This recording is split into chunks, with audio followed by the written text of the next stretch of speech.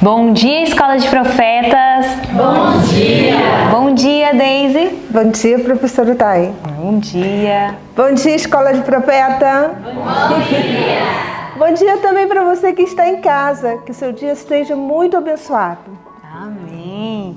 E que bom que estão nos acompanhando mais uma vez, né? Sinal de que tem buscado a palavra do Senhor. E aquele que busca, encontra, não é verdade? Sim. E para começar o nosso dia melhor ainda, nós vamos buscar o Senhor através de uma oração. Amém.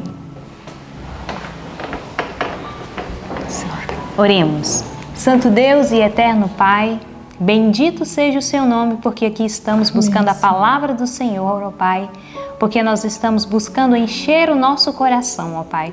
Amém, e que possamos Senhor. Transmitir esse amor que temos buscado do Senhor e temos encontrado, porque o Senhor é uma fonte, Pai, que sempre jorra. E tudo que nós buscamos, o Senhor tem, Pai. Amém. O Senhor conduz o nosso dia conforme a Tua vontade, ó Pai, que possamos receber tantas bênçãos que o Senhor tem a nos dar nesse dia. Que o Senhor também abençoe aqueles que têm acompanhado, Pai, o ano bíblico, que o Senhor possa encher o coração dele também de tanto amor que o Senhor tem para dar. Obrigado por tudo, em nome de Jesus Cristo. Amém. Amém, Senhor. E agora nós vamos louvar o Senhor, mais uma vez, e mostrar o nosso amor e nossa gratidão a Ele, com o hino de número 369, Segura Minha Mão. Amém.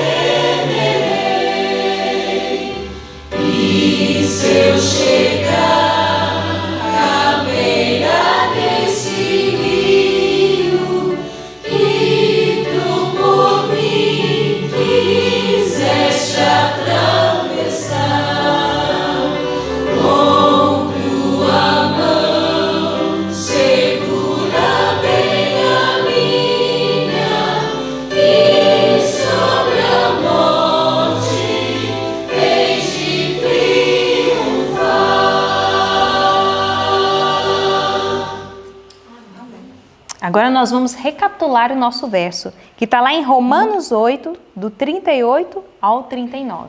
E no 3 nós vamos recitá-los, tá bom? Sim. 1, 2, 3. Romanos 8, 38 ao 39.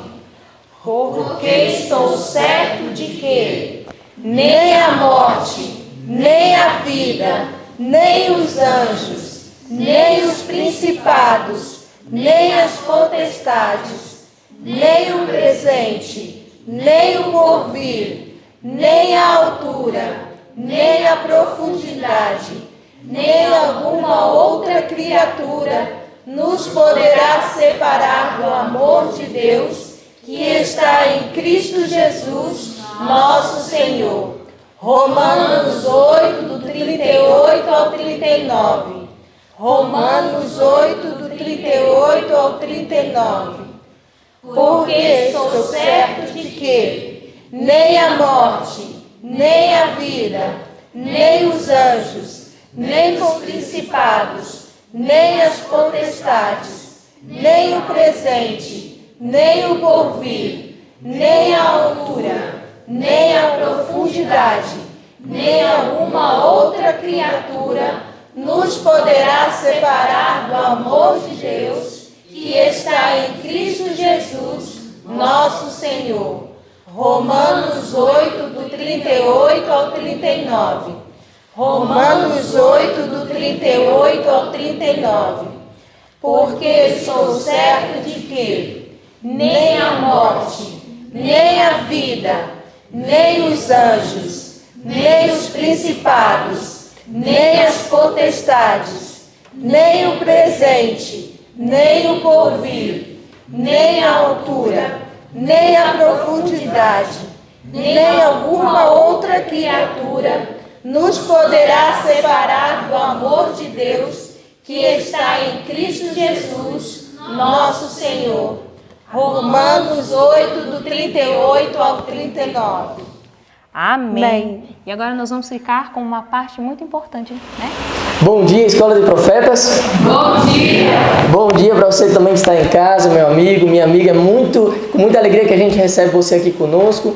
E saiba que, como eu sempre gosto de pensar, se nossos corações ficam felizes em saber que você está estudando a Palavra de Deus, imagine o céu lhe vendo neste momento, acessando esse canal com o interesse de ouvir a Palavra de Deus. Então tenha certeza que você é muito abençoado e é o Espírito Santo que está guiando seus passos, guiando você para conhecer essas verdades que vai transformar a sua vida e vai salvar você e sua casa. Se você crê nisso, tenha certeza, porque ela é uma promessa fiel e verdadeira. Nesta madrugada nós estivemos estudando um tema muito interessante e nós iremos discorrer aqui no estudo que nós vamos ter agora nessa manhã. E eu gostaria nesse momento pedir que nós fizéssemos uma oração, você que também está em casa. Peço que você nesse momento feche seus olhos, vamos falar com Deus, pois nós estamos abrindo a sua palavra. E toda vez que a gente abre a palavra de Deus, nós devemos pedir a direção dele. Então nesse momento feche seus olhos e nós estaremos orando junto ao Senhor. Senhor, Santo Deus e Pai, quero te pedir de uma maneira muito especial a tua bênção, Senhor, sobre essa pessoa que está nos assistindo. Meu Deus, o Senhor sabe do seu coração, o Senhor conhece as suas necessidades e o Senhor sabe o desejo que ela está tendo, colocado pelo teu Santo Espírito nela, de compreender a tua palavra. Abrimos a tua palavra nesse momento, Senhor, iremos estudar e queremos pedir que o Senhor nos direcione, assim como direcione essa pessoa também, esse jovem, essa mulher, esse adolescente, este homem que está nos ouvindo nesse momento, que está nos assistindo. Que o Senhor abençoe, Pai, a vida desta pessoa e que o Senhor entre com providência na vida dela e que ela tenha certeza, Senhor Deus, que ela está conhecendo a tua verdade que pode salvá-la, libertá-la e transformá-la. Fica, Pai, conosco, nós te pedimos no nome santo de Jesus. Amém. Tem que botar tudo. Abre o botãozinho. Pode continuar daí. Então, muito bem. Nossas referências nesta noite foram 2 Coríntios, capítulo 4 ao capítulo 6 e também o capítulo 32 do livro Atos dos Apóstolos, uma igreja liberal. E lá em Coríntios, 2 Coríntios, abra sua Bíblia, você que está em casa também, para acompanhar juntamente conosco. Nunca inicie esse vídeo sem você estar com sua Bíblia do lado, um caderno, um lápis, para você anotar todas as informações, viu? Aqui é um estudo, e estudar a Bíblia requer muita atenção e também pegar todos os detalhes, porque a Bíblia vai dizer que essas informações são para a nossa salvação. Então, abra lá em 2 Coríntios, no capítulo 4, a igreja também abra lá em 2 Coríntios, no capítulo 4. A gente vai discorrer alguns assuntos que o apóstolo Paulo aqui está trazendo nesses capítulos. Serão 3 capítulos. E no capítulo 4 de 2 Coríntios, você que está em casa encontrou? Então, muito bem. Então, você que encontrou, vamos nesse momento ler uma parte que eu achei muito interessante no estudo de hoje. E que diz assim, ó. O verso 3, lê aí você em sua casa esse verso. A minha Bíblia diz, e a sua vai confirmar também. vai dizer assim, ó. O apóstolo Paulo disse: mas se ainda o nosso evangelho está encoberto, para os que se perdem está encoberto, nos quais o Deus deste século cegou os entendimentos dos incrédulos, para que não lhes resplandeça a luz do evangelho da glória de Cristo, que é a imagem de Deus. Nesses 2 versos que o apóstolo Paulo aqui nos traz, ele traz uma informação muito importante. Ele diz que muitas pessoas hoje têm o seu entendimento cegado pelo Deus deste século. Ele também vai dizer que o evangelho da graça de Deus para alguns está encoberto, mas é para aqueles que estão se perdendo. Mas para aqueles que já são salvos, o evangelho de Cristo é mais do que uma revelação perfeita. E agora eu gostaria também de levar você a meditar comigo no verso 8, pois o apóstolo Paulo ele vai estar trazendo ali motivos de confiança e encorajamento diante das dificuldades. E quando a gente aceita tomar a decisão de seguir a Cristo, tenho que dizer isso para você, virá muitos obstáculos e muitos desafios também.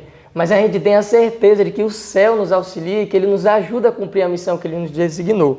E agora no verso 8, o apóstolo Paulo ele vai dizer assim, ó: em tudo nós somos atribulados, mas não angustiados. Passamos por tribulações, nós passamos, mas nós não ficamos angustiados. Continua, perplexos, mas não desanimados. Nós temos a certeza de que reconhecemos aquele que nos anima de fato. Verso 9, perseguidos, mas não desamparados. E se tem alguém nas Escrituras que sabia o que era ser perseguido, esse é o apóstolo Paulo, pois ele foi muito perseguido. Abatidos, mas não destruídos, trazendo sempre por toda parte a mortificação do Senhor Jesus no corpo, para que a vida de Jesus se manifeste também no nosso corpo. E assim nós, que vivemos, estamos sempre entregues à morte por amor de Jesus, para que a vida de Jesus se manifeste também na nossa carne mortal. Em meio aos nossos sofrimentos e quando nós passamos por provas e tribulações, essa é a maneira de nós testemunharmos do amor que nós sentimos por Jesus. Pois Ele também passou por nós tantos sofrimentos, até mesmo deu a vida por você para poder nos salvar. Então sofrer por Cristo, como diz o apóstolo Paulo, é lucro. Porque quando a gente sofre por Ele nesta vida, temos a certeza que na vida futura receberemos por ter sofrido por amor a Ele. Agora no capítulo 5, o apóstolo Paulo ele vai estar falando ali de uma das maiores esperanças dele e que também é a minha esperança, e eu espero que seja a sua esperança e a esperança aqui também da Escola de Profetas, que é da bendita promessa da volta de Jesus. No verso 2, ele vai dizer assim, do capítulo 5, verso 2: e por isso também gememos, desejando ser revestidos da nossa habitação, que é do céu, da nossa promessa que Deus nos fez de que Ele fará novos céus e nova terra, onde habitará a sua justiça. E lá não haverá mais morte, nem tristeza e nem dor, segundo o que nos diz Apocalipse 21, 4. E agora eu gostaria de levar você para o capítulo, ainda no capítulo 5, mas eu gostaria de levar você para o verso 17. E lá no verso 17, o apóstolo Paulo vai dizer uma das frases muito conhecidas entre nós e também creio que você conhece. Ele vai dizer que se alguém está em Cristo, nova criatura é. As coisas velhas já passaram, eis que tudo se fez novo. E nesse momento eu gostaria de apelar ao seu coração, para você que está nos assistindo em casa. Você já tomou a sua decisão de se entregar a Cristo? Se você ainda não fez essa decisão, saiba que ainda há tempo para você. E a Bíblia vai dizer que quando você tomar essa decisão, a Bíblia diz que você vai se tornar uma nova criatura e que toda a sua vida passada vai ser apagada pelo sangue de Cristo. Tenha certeza disso, não tenha medo dessa decisão que você precisa tomar. É uma decisão de urgência, mas também é uma decisão que todo o céu vai lhe ajudar e vai lhe dar força para você se decidir. No verso 18 do capítulo 5, o apóstolo Paulo vai dizer que nós fomos reconciliados com Deus por meio do sacrifício de Jesus Cristo.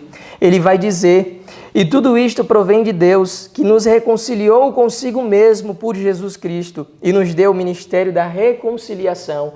Para você que está em casa, não sei se você compreendeu o significado dessa palavra, mas o que o apóstolo Paulo está querendo dizer é que antes que Jesus viesse nos resgatar do pecado, nós estávamos ali brigados com Deus.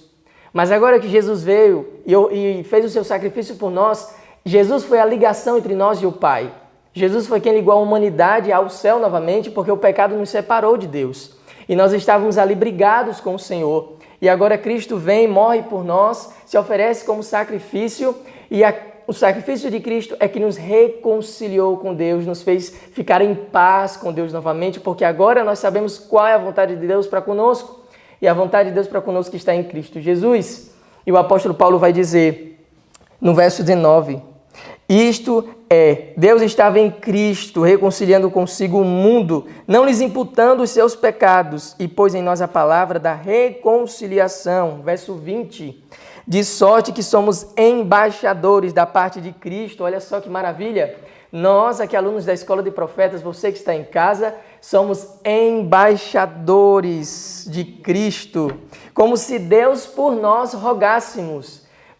O apóstolo Paulo vai dizer que por meio de Cristo fomos reconciliados com Deus. E agora o apóstolo Paulo diz que nós somos embaixadores de Cristo. E agora é nós que rogamos aos outros, reconciliem-se com Deus, façam as pazes com Deus, voltem-se para o Senhor e aceitem a sua vontade. É isso que o apóstolo está querendo dizer aqui no verso 19 em diante.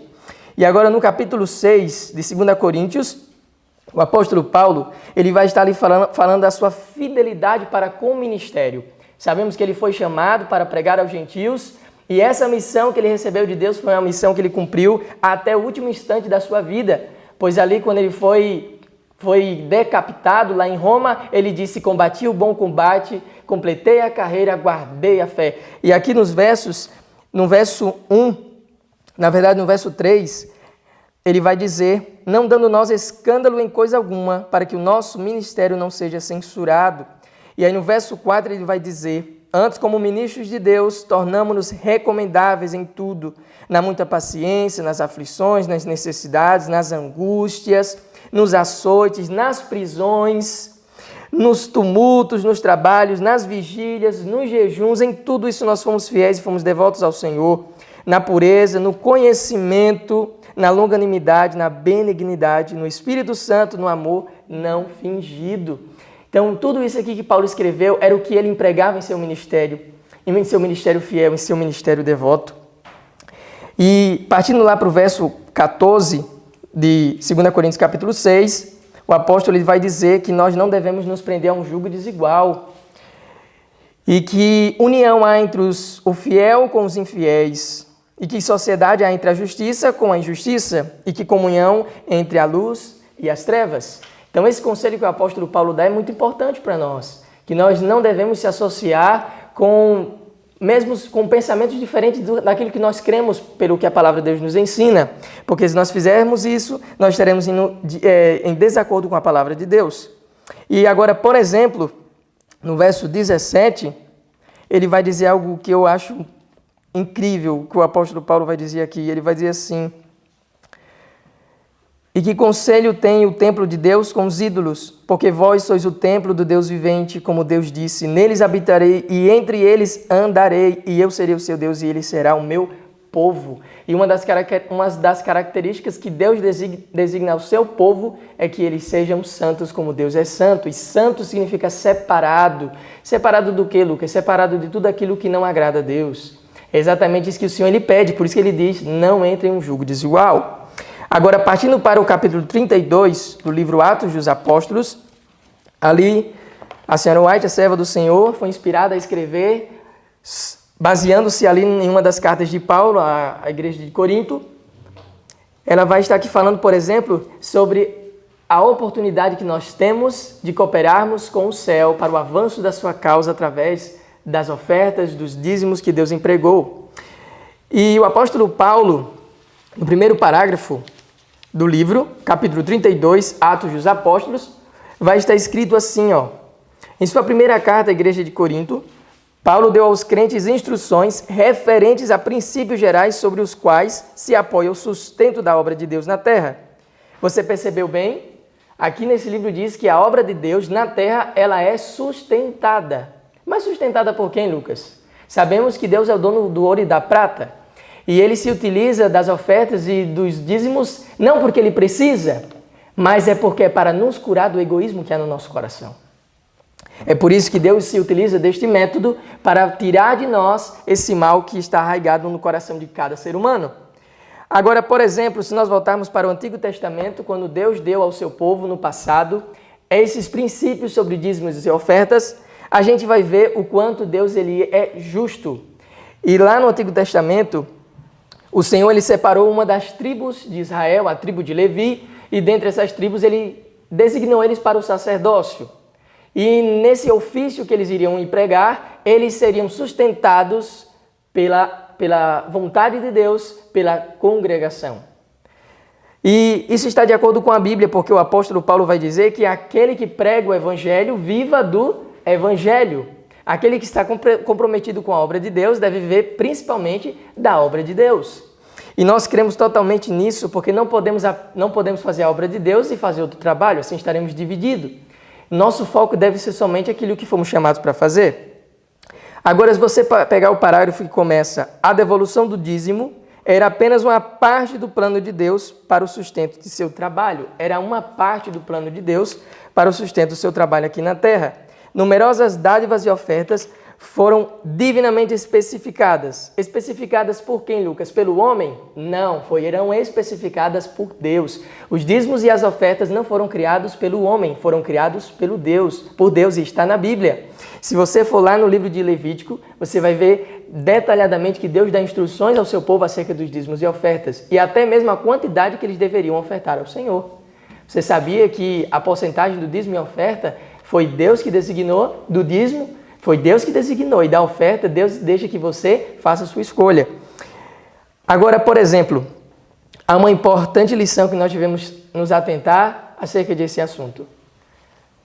Quando o tema vem trazendo sobre uma igreja liberal, e o que é ser liberal de fato?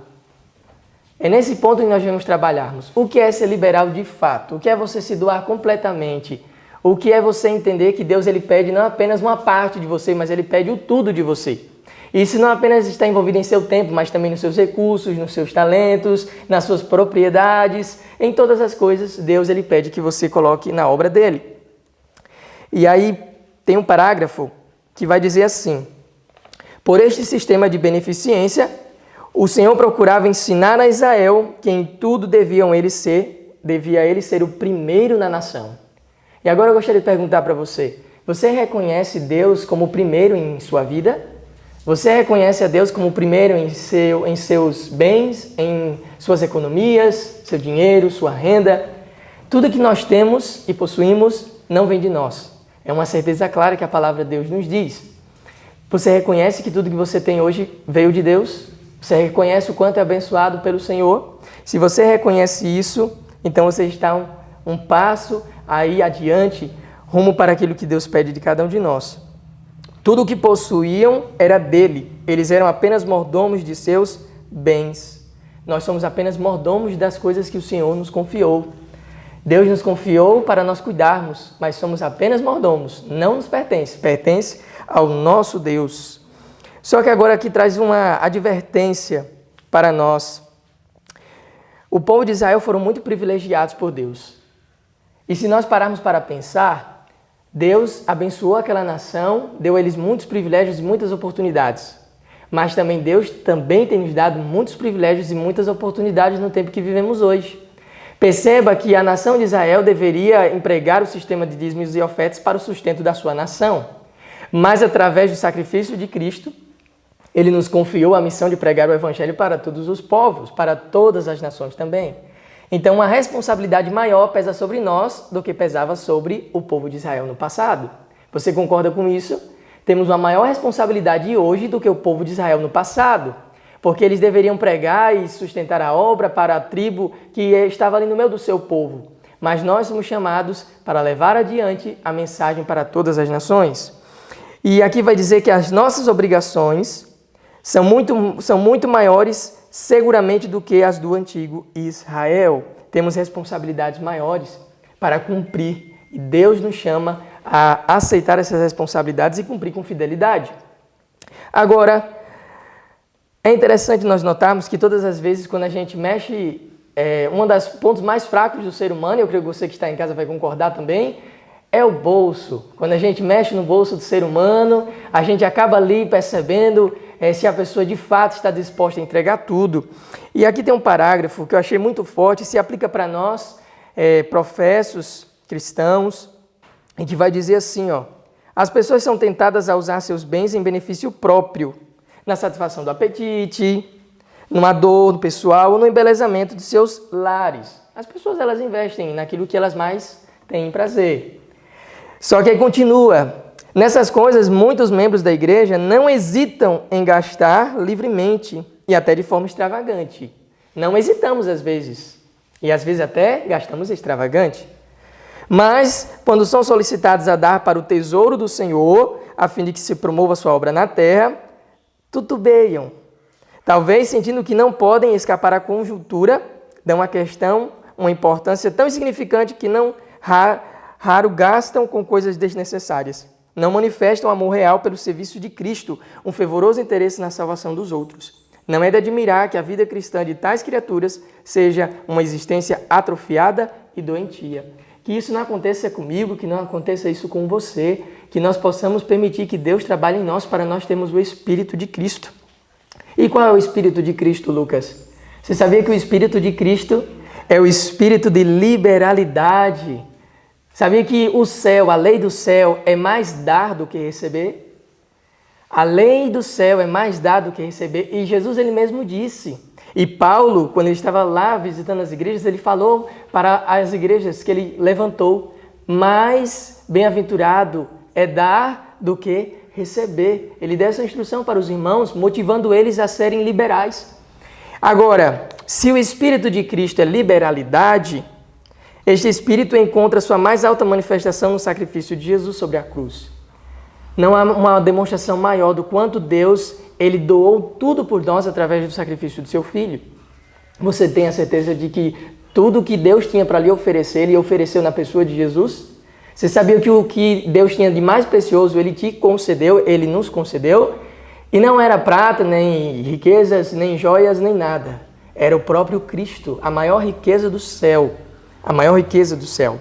Agora, o Espírito de Cristo é liberalidade. Mas qual é o outro Espírito a qual pertence ao adversário de Deus? Por outro lado, o espírito de egoísmo é o espírito de Satanás. Eu sei que esse parágrafo é um parágrafo muito forte. Se o espírito de Cristo é liberalidade, o espírito de Satanás é egoísmo. E aí talvez você esteja pensando assim, de qual desses dois espíritos há em minha vida? O de liberalidade ou o de egoísmo? O princípio ilustrado na vida dos mundanos é receber, receber, quanto mais eles querem receber para si, apenas para si. Assim esperam eles conseguir felicidade e conforto, mas o fruto do que semeiam é miséria e morte. Porque não há como você ter alegria se você apenas recebe. Você só pode de fato ser feliz quando você doa e aprende a doar por amor. A nossa doação não deve ser motivada por algo de maneira interesseira, mas por nós termos recebido tanto de Deus que estamos dispostos a dar tudo aquilo que Deus tem nos dado. E nós somos devedores disso. Ô Lucas, me permita só complementar algo. Eu sei que você está falando muito bem, está sendo muito bem explicado para nós que estamos aqui, entendemos todo o contexto que você está falando. Mas na internet, quando a pessoa ouve falar de uma igreja liberal, ela não entende que você está falando de generosidade, de entrega. Liberal é ser libertina. Né? Então, se você puder dar uma explicação para isso, né, que aquele ser liberal de fazer o que quer, porque quando a gente está de casa em casa, a gente sempre ouve essa pergunta das pessoas que não fazem parte de igreja nenhuma: a sua igreja é liberal? Entendeu? É sempre essa pergunta que se faz. Ou ela é mais conservadora? Então, se você explicar isso para as pessoas que estão em casa, eu acho que vai valer muito a pena. O contexto está excelente, nós entendemos perfeitamente, mas quem não sabe nada pode interpretar mal isso. Certo. Eu confesso que quando eu peguei este título para estudar, eu fiquei pensando assim, mas por que uma igreja liberal? E talvez você esteja pensando, então é uma igreja que pode todas as coisas, que pode fazer tudo. Mas esse título, liberal, não quer dizer que nós podemos fazer todas as coisas. Porque até mesmo a Bíblia diz, todas as coisas me são lícitas, mas nem todas me convêm. Todas as coisas me são lícitas, mas eu não vou deixar ser dominado por todas elas. Então, o que significa uma igreja liberal? É uma igreja que tem o espírito da generosidade. O que é ter a generosidade, Lucas? É você ter a certeza de que aquilo que você tem, recursos, seus talentos, seu tempo, tudo isso você deve empregar na obra de Deus. Então aqui esse estudo está se referindo às nossas ofertas, aos nossos dízimos que nós empregamos na causa de Deus, para levar adiante o seu evangelho, entendeu? Então não é nada disso que você pensou talvez no início, tá bom? Uma igreja liberal, uma igreja generosa, uma igreja que tem ali a graça de Cristo presente nela, porque como eu falei no início, a lei do céu é doar-se. E Deus pede que nós tenhamos esse mesmo espírito, de doar aquilo que nós temos para o avanço da obra do Senhor. Agora, o apóstolo Paulo, ele tem um testemunho muito importante para nos dar nesse estudo, que foi falando sobre os irmãos da Macedônia, os crentes da Macedônia. E talvez você esteja pensando assim, Lucas, mas eu não tenho recursos para dar ao Senhor, eu não tenho como ofertar a Deus. Mas você sabia que Deus ele também pede que os pobres também levem a Deus as suas ofertas? Vocês se lembram daquela história da viúva que doou 2 moedinhas, depositou 2 moedas, e ela nem assim se atentou, mas quem estava olhando para ela era o próprio doador da vida, era o próprio Jesus. E quando ele olha para aquela mulher, ele diz, aquela mulher depositou muito mais do que todos os outros, porque os outros estavam depositando apenas as sobras, ela depositou tudo. E o livro vai dizer que aquela mulher ficou até sem suprir suas necessidades, tendo a confiança que Deus iria suprir o que ela iria necessitar. E o apóstolo Paulo, ele vai dizer que os crentes da Macedônia, eles tinham o espírito da generosidade, eles eram cristãos liberais, eles tinham ali o amor generoso de doar-se uns para os outros. E eles prepararam ofertas para que Paulo trouxesse para os irmãos que estavam mais necessitados. E é por isso que nós devemos sempre nos lembrar, o que eu tenho para levar ao Senhor? A irmã Jennifer, no início desse estudo, ela disse que muitas vezes a gente se pergunta, mas eu não tenho nada para ofertar ao Senhor. Mas muitas coisas nós temos, e nós paramos para pensar, para devolver a Deus. Lucas, só um segundinho, eu preciso falar uma coisa importantíssima. Por que Deus pede que o pobre também doe? Porque a abnegada liberalidade levou a primeira igreja a um sentimento de alegria. É muito bom isso.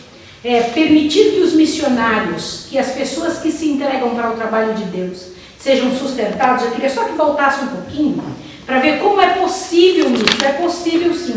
No início desse capítulo eu coloquei: a missão é feita dos pés que vão, dos joelhos que oram e das mãos que doam. Eu vou repetir. A missão é feita dos pés que vão, dos joelhos que oram e das mãos que doam. Por que isso? Porque cada um pode fazer um pedacinho da obra. Olha o que diz aqui um dos parágrafos. Os mensageiros escolhidos de Deus, achem isso aí, ó. Os mensageiros escolhidos de Deus, empenhados em árduo trabalho, jamais deveriam ser compelidos a entrar na luta à sua própria custa, sem o compreensível e cordial auxílio de seus irmãos. Olha aqui que coisa impressionante, que é a ordem de Deus, essa orientação do céu. Ainda que seja de sustento próprio, tem que ser sustentado. Olha o que diz aqui. É a parte dos membros da igreja repartir liberalmente com os que põem de lado seus afazeres seculares para que possam dedicar-se ao ministério. A causa de Deus avança melhor quando os ministros de Deus são encorajados. Quando, porém, por causa do egoísmo das pessoas, seu justo sustento é retido, suas mãos se enfraquecem e muitas vezes sua utilidade é seriamente prejudicada. O desprazer de Deus é despertado contra os que professam ser seus seguidores e, no entanto, permitem que consagrados obreiros padeçam necessidade, enquanto estão empenhados em ministério ativo. Essas criaturas egoístas serão chamadas a prestar contas, não apenas pelo abuso do dinheiro do seu senhor, mas também pela depressão e angústia que sua conduta fez pesar sobre seus fiéis servos. Os que são chamados para a obra do ministério e ao chamado do dever renunciam a tudo e se empenham ao serviço de Deus, devem receber por seus abnegados esforços salário suficiente para que se possam manter bem a si como a sua família. Eu acho isso importantíssimo. Aí a gente pensa, mas eu não tenho, todo mundo tem alguma coisa para dar. Todo mundo tem algo para ofertar, nem que seja um pouquinho, mas aquele pouquinho vai fazer a diferença. E isso é o que traz a alegria, diz o estudo de hoje. Amém. É verdade. E é muito importante nós temos a compreensão exata do que essas palavras significam. Deus, Ele pediu que esse ministério, que essa obra fosse mantida através da doação dos seus servos, para que pudesse tirar de nós e criar em nós, tirar de nós o egoísmo e criar em nós um espírito liberal.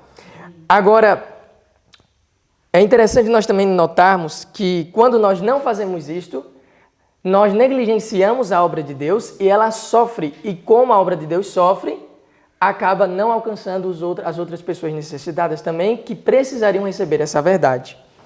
E o apóstolo Paulo, ele traz o exemplo dos macedônios, que eles foram cristãos que tiveram espírito generoso. Eles prepararam ali uma oferta para que Paulo levasse para os irmãos mais necessitados. E olha que os macedônios, eles não eram ricos em bens terrestres, mas eles eram ricos em bens eternos. E o apóstolo, ele leva essas ofertas deles para as outras igrejas. E no parágrafo que começa, a voluntariedade em sacrificar da parte dos crentes macedônios era consequência de sua inteira consagração. Quando nós nos consagramos totalmente à obra do Evangelho, o fruto que nós damos é justamente aquilo que Jesus coloca em nosso coração, né? Movidos pelo Espírito de Deus, se deram primeiramente ao Senhor e aí depois eles ofertaram a Deus. Veja que a primeira entrega que Deus pede de mim e de você é da minha vida, do meu coração, para depois eu ofertar ao Senhor. E no último parágrafo que diz: a abnegada liberalidade levou a primeira igreja a um sentimento de alegria. Por eles terem um espírito generoso, por eles serem pessoas que se importavam mais com os outros do que consigo mesmo, por eles terem um espírito de Cristo, eles faziam alegria. Eles não doavam com tristeza, eles davam com alegria. Eles também não doavam por necessidade, mas eles davam porque sabiam que estavam fazendo a vontade de Deus. E não há coisa melhor do que nós fazermos algo tendo a certeza de que o que estamos fazendo é exatamente o que Deus nos pediu. E eu gostaria de terminar falando sobre a nossa prosperidade espiritual. Como assim nossa prosperidade espiritual? Em quem mais você deposita os seus tesouros? Onde está focado aquilo que mais você considera importante? Para onde vai? Para onde você aponta? E o parágrafo diz: a prosperidade espiritual está intimamente ligada à liberalidade cristã. Se você quer ter prosperidade espiritual na sua vida, siga este exemplo dos irmãos da Macedônia. Sejam generosos e sejam cristãos que tenham o espírito da liberalidade. Os seguidores de Cristo devem regozijar-se pelo privilégio de revelar em sua vida a beneficência do seu Redentor, de doar-se aos outros, assim como Jesus se doou por nós. Dando ao Senhor, eles têm a certeza de que seu tesouro está indo em sua frente para as cortes celestiais. E se lembra daquilo que Jesus falou para nós? Onde estiver o teu tesouro, aí também estará o teu coração. E eu termino com esse último parágrafo que diz: Deus declara: bem-aventurados vós os que semeais sobre todas as águas, um contínuo repartir dos dons de Deus, onde quer que a causa do Senhor ou as necessidades da humanidade requeram nosso auxílio, não leva à pobreza. Quando nós nos doamos para a obra de Deus, nós não ficamos pobres, nós ficamos ricos. Não digo nos bens deste mundo, mas ricos nos bens vindouros. Alguns há que espalham e ainda se lhes acrescenta mais, e outros que retêm mais do que é justo, mas é para a sua perda. Aqueles que repartem, eles recebem muito mais do Senhor, e aqueles que retêm, eles perdem e acabam perdendo até mesmo a sua própria vida. O semeador multiplica a semente ao utilizá-la. Da mesma forma, assim é com os fiéis em distribuir os dons de Deus. Repartindo, aumentam suas bênçãos. Dai e ser-vos-á dado. Prometeu Deus. Veja, é uma promessa de Deus. Quando nós nos doamos, quando nós damos, Deus ele promete que vai ali abençoar. Boa medida, recalcada, sacudida e transbordando, vos deitarão no vosso regaço. Quer você ter esse espírito de liberalidade? Quer você permitir que o Espírito de Cristo, um Espírito que se doa, esteja reinando no seu coração também? Se esse é o seu desejo, se essa é a sua vontade, esta é a minha vontade. Eu quero ser assim como os irmãos da Macedônia. Eu quero ter esse mesmo Espírito que havia neles. Eu quero que em mim também haja o mesmo Espírito de Cristo. E assim também como havia em Paulo. E se é o seu desejo também, eu gostaria nesse momento de pedir que você orasse conosco, mas que quando eu estivesse aqui orando, você dissesse ao Senhor: Senhor, me torne alguém que seja liberal, que seja generoso para com a tua causa, para que a tua obra alcance outros corações, assim como eu fui alcançado também. Então vamos orar nesse momento, vamos nos ajoelhar para a gente falar com o nosso Deus.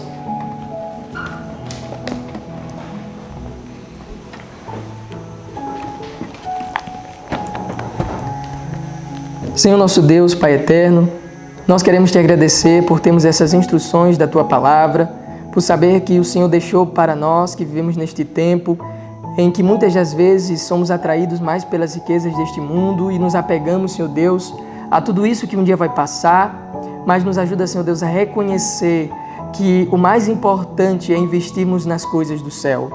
O mais importante, Senhor Deus, é colocarmos o nosso tesouro, o nosso coração nas coisas eternas. Porque tudo isso vai passar um dia, Senhor.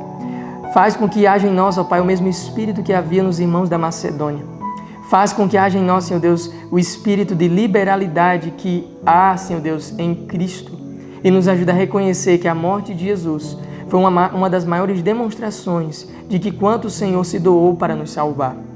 Tira de nós, ó Deus, todo o egoísmo. Não queremos ter, ó Pai, esse sentimento ruim no nosso coração, pois nós aprendemos hoje que este espírito, ele pertence a Satanás. E nós não queremos, ó Pai, ter nada que pertence a ele em nossas vidas. Senhor, neste momento oro por essa pessoa que está nos assistindo, que o Senhor abençoe ela, Pai. Ela tomou a decisão de também querer ser fiel ao Senhor. Ela tomou a decisão, ó Pai, de querer permitir que o Senhor coloque nela este espírito generoso. Que o Senhor trabalhe, ó Pai, na vida desta mulher que está me assistindo neste momento. Que o Senhor trabalhe na vida deste homem que está me ouvindo neste momento, Senhor. O Senhor trabalhe também na vida deste jovem, na vida desta criança, na vida deste juvenil. Que o Senhor também, ó Pai, desperte no coração dele o senso da importância para a Tua obra e que ele, ó Pai, em sua idade, possa investir na causa do Senhor e assim ser um instrumento nas Tuas mãos para alcançar muitas vidas. Senhor Deus, abençoe neste momento, eu te peço, todos aqueles que são humildes, mas que o Senhor também mostre para eles que eles também podem fazer parte nesta grande obra de levar adiante a Tua mensagem. Fica, Pai, conosco, nos dá um bom dia na Tua presença. Nós te pedimos em nome de Jesus. Amém. Então, que Deus te abençoe, que você fique na paz do Senhor e até amanhã.